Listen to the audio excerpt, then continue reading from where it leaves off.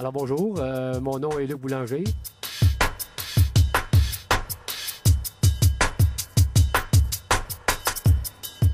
En ce qui a trait du travail des pistes le matin ou lorsqu'on fait le travail, c'est le soir, le matin. En fait, la majeure partie, c'est en soirée. De la façon qu'on procède, on évalue durant la journée, on cherche les endroits les pires, les endroits les plus endommagés sur la montagne. C'est certain que certaines pistes, c'est systématiquement tous les soirs. Entre autres, les pistes de neige fabriquées avec nos grosses machines qui est Prinote.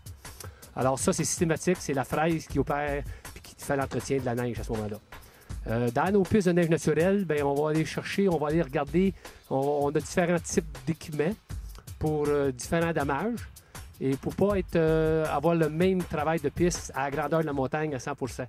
Alors, il y a de la variété et c'est ce qu'on essaie d'offrir. Fait que des fois, ça peut être dépendant de la texture de neige.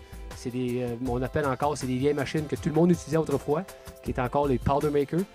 On a des rouleaux à neige s'il y a une bonne épaisseur. On lève moins d'air dans la neige et on laisse les skieurs à ce moment-là la damer davantage et puis jouer avec le terrain.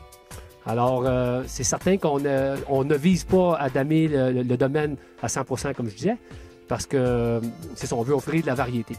Alors, tout le monde en a pour leur argent. Les gens découvrent. En découvrant, bien, la journée passe plus rapidement. Et puis, ils changent de technique d'une piste à l'autre, parce que c'est pas le même ski d'une piste à l'autre.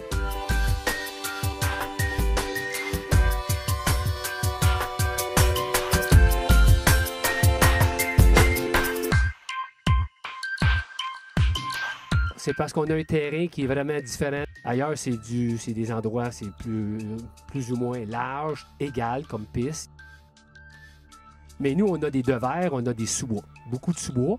C'est étroit.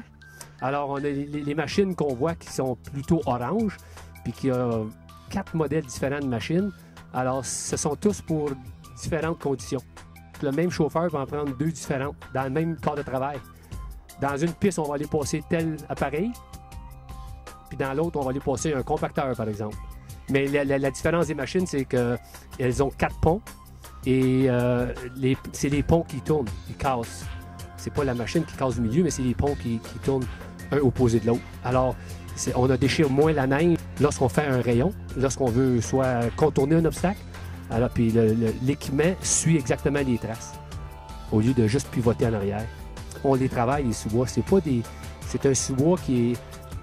Certains sont un petit peu plus denses que d'autres, mais les arbres sont assez bien espacés. C'est pas qu'on peut pas y aller avec un BR automatiquement, là. Mais puisque la neige naturelle, elle est moins dense, puis il y en a moins épais, cette machinerie-là, les ponts sont larges, il y a beaucoup de traction, des machines puissantes, déchirent trop la neige lorsqu'on tourne. Soit qu'on mette un pont un peu plus lent, mais c'est l'autre qui travaille pour compenser.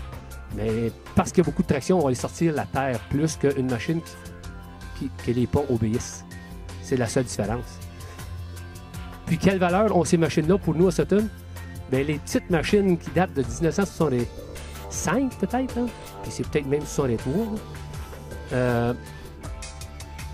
Si la grosse machine qui vaut 350 000 $ ne peut pas faire ce que la petite peut faire, quelle valeur a pour nous la petite? Bien, faites-en le calcul, c'est simple.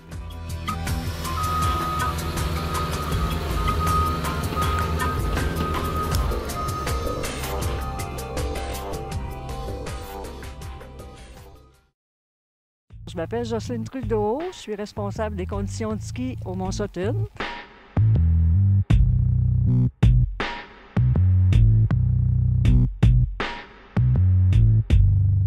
Mon travail consiste à relever les précipitations qui tombent chaque jour. Alors, à cet effet, on a une boîte à neige.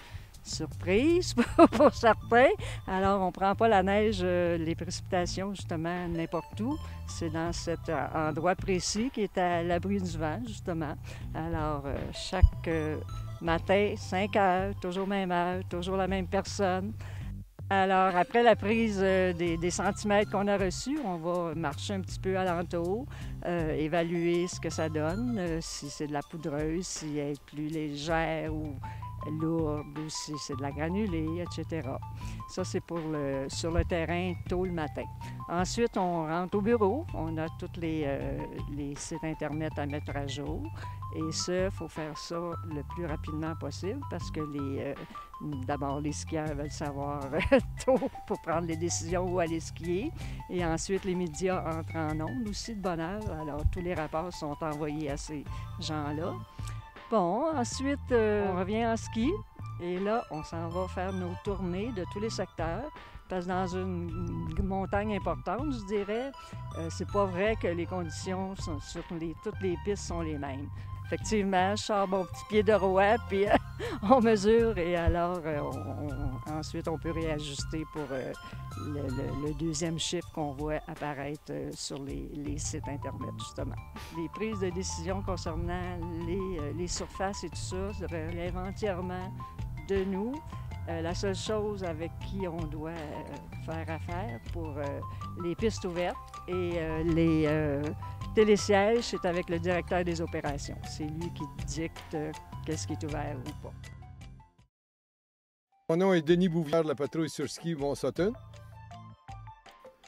Notre travail de préparation débute le matin quand j'arrive. Je prends le rapport de météo et des conditions de piste que Jocelyne a préparées. Je regarde les pistes qui ont été décidées de rouvrir, les chaises qui sont en opération. Après ça, j'accueille le restant de l'équipe qui arrive. On distribue le travail sur la montagne. Il y a déjà un horaire de base de prévu, mais il y a toujours les ajouts quotidiens de variation de température, de chute de neige. Notre travail, écoute, le travail est réparti. On est les premiers dans la chaise, bonne nouvelle. La moins bonne nouvelle, c'est que le travail, c'est pas juste de monter, c'est de faire la descente à ski, de vérifier que la signalisation réglementaire est bien en place, que s'il y a des endroits découverts ou des endroits glacés qui sont bien marqués, on utilise différents pictogrammes pour faire rappeler aux gens que les conditions en début de saison ou en fin de saison, que les conditions, des fois, à cause de la température, que les pistes sont belles, mais avec des degrés de difficulté augmentés parce qu'il y a des endroits découverts, parce qu'il y a des endroits glacés. En certains cas, on va fermer des pistes en début de saison. Souvent, on a de la belle poudreuse, mais pas de base. Donc, il faut s'assurer que le skieur est bien avisé de ne pas aller dans ces pistes-là. Fait qu'on a des banderoles pour assurer la fermeture des pistes. On va aussi vérifier notre matériel de sécurité pour être sûr qu'il est complet, qu'il est prêt à partir. Et à l'occasion de ramasser un blessé et de sauver des vies, comme on dit.